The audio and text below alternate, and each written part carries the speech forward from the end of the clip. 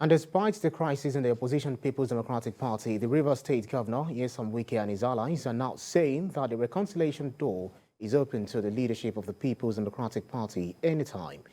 Governor Wike and his allies have been at loggerheads with the party since the PDP presidential primary went in favor of Atiku Abubakar. The aggrieved members are demanding the resignation of Iyorchia Ayu as the national chairman of the PDP and have pulled out of the party's presidential campaign. Speaking after Governor Wike's allies, known as the G5, visited the Bauchi State Governor, Bala Mohammed, the Rivers State Governor said they never closed the door for reconciliation. The visit comes on the heels of reports that Bauchi Governor is set to leave the party's presidential campaign over claims that Mr. Atiku's loyalists are working against his re-election. Let's talk this through by speaking with a political analyst, Opunabo Inko Taria, who is joining me now to discuss the meeting of the PDP G5 governors with the Bauchi State Governor. Thank you so much for joining us on TVC News this hour. Very quickly, what's your reading of this latest development coming out from the PDP, despite the crisis that the party has been faced with over time? Well, to me, I think it's just a high blood pressure of deceptive rhetoric. I mean, the issues are clear. The G5 governors want Ayu removed, and in the removal of a national chairman, there are procedural obligations as enshrined in the PDP constitution. And even if the national chairman is removed today, the person that will succeed him must come from that zone. But the G5 governors are saying that the constitution could be reviewed to allow a South-South man or a Southerner emerge as the national vice chairman or as the chairman of the party. But then, to tell you that argument suffers from eclipse of reason and poverty of logic.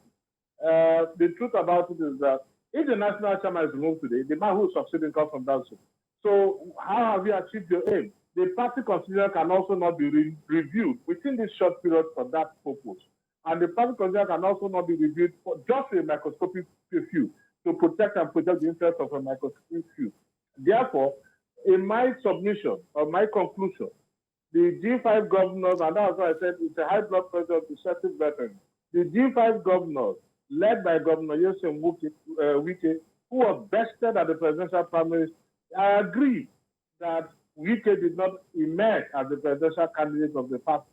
And because Iyorchia Ayu referred to the Sokoto State Governor as the hero of the day, they are so angry that they want Iyorchia vendetta. They want Iyorchia Ayu to be removed by whatever means, whether legally or illegally. And at this point, illegally, because Iyorchia Ayu himself was elected. And it was after the election of Iyorchia Ayu, and even assumption of office, that the president or the presidential candidate was elected. So if they had also taken into consideration the provisions of the Constitution, they ought not to have elected the presidential candidate. But the presidential candidate was elected after the election of Iyorchia Ayu. So right now saying that Iyorchia Ayu was be removed is a decoy. To me, it's a stalking horse. The truth about it is that because Nyesom Wike lost the election, the bid to become the presidential candidate, it will stop at nothing to truncate or frustrate the emergence of Atiku as the president. Don't forget, Nyesom Wike had boasted. He had boasted on a few occasions that without him, PDP cannot win. And he has also... Yes, very quickly, let me butt in. Several occasions. Yes. Let me butt in. Governor Wike, who appears to be leading the G5, said that they've actually not closed the door or closed any door to reconciliation. Meaning, are you seeing them, coming to a round table despite having conversation, having ways of, meeting themselves to look for ways to resolve this crisis? Because if they go into election this but way... I must tell you, my brother, quickly, because like you said, we don't have time. I must tell you, my brother, their mission to Bauchi is because of the perceived breach between the Bauchi State Governor. Can you hear me, please? Can you hear me? Yes, I can. Because go ahead. Okay. Their meeting to Bauchi State was to meet with the Bauchi State Governor and probably win him over. That is why they went to Bauchi State, because they wanted to exploit the risk. But luckily, the Bauchi State Governor is savvy enough, politically savvy enough, and if you listen to what he said the PDP delegation met with him and that the issues are being resolved. So he did not say, he said it's for all, it's for one, and it's for all. So he did not say he has joined their camp. But their main intention was to get him over so that they have to vitiate and also, to a very large extent, frustrate the emergence of Atiku as the next president of the Federal Republic of Nigeria. That was why they went to Bauchi State. Now, the truth is, when Wike has said that the issue of reconciliation, the doors are still open. But you will agree with me that there cannot be a reconciliation. Because when you talk about reconciliation, you're talking of accommodation. Compromises must be made. And they have said that they will never compromise unless the Iyochaju is being removed. So why do you now say that the issue of reconciliation is ongoing? Because Iyochaju will also not be removed from office.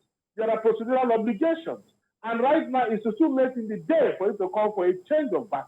And that is what I'm saying. Right. It's a high blood pressure of deceptive rhetoric.